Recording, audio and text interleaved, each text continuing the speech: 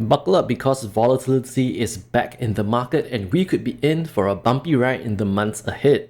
The SPY was down 5% for the week, Nasdaq down 6%, but despite all that, the VIX has not jumped all that much. It closed on Friday at 28.85, which isn't even above 30, which we hit as recently as 3rd December on news of the first Omicron case in the US. This suggests to me that there's more room for volatility to expand, which could mean potential future downside movement. So with that in mind, I wanted to spend some time talking about how I manage risk in my portfolio. If you're just here for the regular portfolio update, that will be in the second half of the video and you can find all the timestamps below. So in my portfolio, there are three main numbers I look at to keep my risk in check. The first is my buying power usage as a percentage of my total account value. The second is the total notional value of all my positions, and the third is my deltas, beta weighted to the SPY. I know that was a lot of random words, let's talk about each of them in some detail. The first number is buying power usage. Whenever you put on a trade, you'll see this screen which indicates how much buying power will be held by the broker. However, that number isn't fixed. As positions start going against you and volatility expands, this number will start to increase. This is a screenshot of my buying power usage, which is currently sitting at 26%. The thing is, these exact positions took up less buying power when I put them on compared to right now. When the best buy position was put on, the buying power requirement was only $998. That's gone up nearly 30% to $1,284. Similarly, when the J&J position was put on, it only cost about $3,100. Now it's gone up to nearly $3,300. The key thing to note right now is that even with the increase in buying power requirements, there's still a lot of buffer in my account. What you don't want is to put on so many positions that you're using 80% of buying power. And then when a dip comes, that expands to over 100%, and that's when bad things happen, like getting a margin call. Tasty Trade has done a lot of research around this, and they recommend not going higher than 50% of your buying power. Even then, only scaling into that kind of usage when volatility is high, like when the VIX is over 40. So even after all the current expansion, my portfolio is at 26%, which is very much on the low end of this scale. And in fact, is a level associated with the VIX between 15 and 20, while the VIX is currently at 28. If you haven't been keeping an eye on your option buying power, now might be a good time to take a look at what percentage of your account is in use. The second value I like to keep in check is the total notional value of open positions. And this is calculated by simply assuming that every single position that is open will get assigned, and expressing that as a percentage of your account value. So for me, I have 6 open positions in my account, which comes up to just about $54,000 in notional value, which is actually 99% of my total account value. Based on my personal risk profile, I'm comfortable with this going to 150% or in extreme cases 200%. Keep in mind that this number assumes that all positions are going to be assigned at the same time, but in reality, that's not super likely. There's always the option of rolling out the position to delay assignment or even converting the stock position right back into short puts. One reason why you want to keep an eye on this early is so that you aren't backed into a corner where you have to close positions for a loss, just to avoid being assigned because you have more positions on than your account can handle.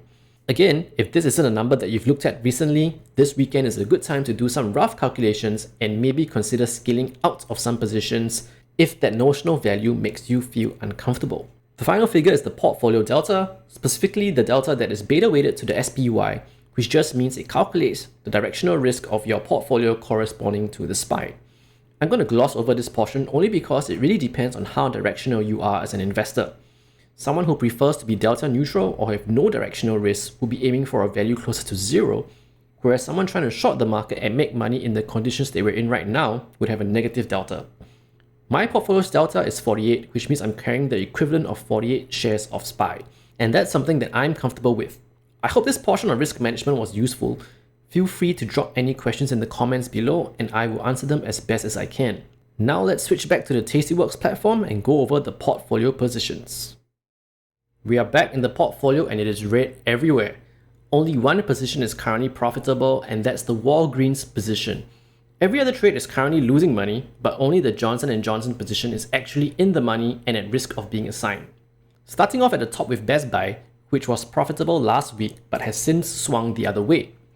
The stock still has to drop over $6 to breach the $90 put strike. And at that point, Best Buy will have a dividend yield of 3.1%, which starts to look very appealing.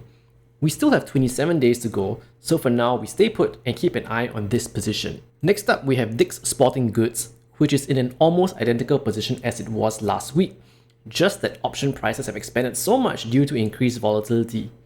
Of all my positions, this is the one I hope we get a steep drop in, as I could make an extra $500 from this put spread if we get down to that $95-$96 range.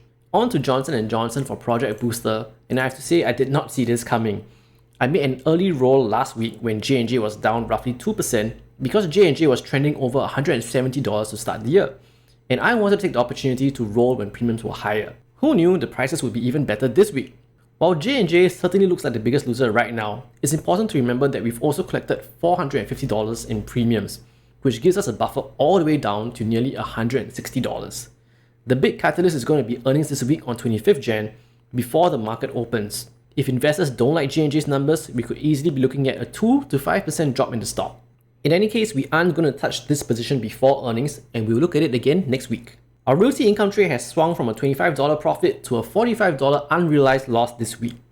Even though we're only about 40 cents away from being in the money, I'm not very concerned about this position. If this position gets in the money close to expiration, the plan will be to roll it until we get a sign. I think Realty Income is a great monthly dividend stock, and I wouldn't mind owning it at this price, which would actually be lower after collecting the premiums. Next up, we have a new position in SCHD, that's the Schwab US Dividend ETF. I sold this $74 put on Friday for 90 cents, and it expires on March 18th. So this is the first step to trying to initiate position at $74. Well, $73.10 after deducting the premiums. Finally, Walgreens, which is the only positive position in the portfolio. I have a covered strangle on for a combined premium of $1.15. Walgreens closed on Friday at $52.50, which is perfectly in the middle of the $47.50 put and the $57.50 call. If that isn't a sign for a covered strangle, I don't know what is. I do have an order to close the strangle as a pair for 40 cents.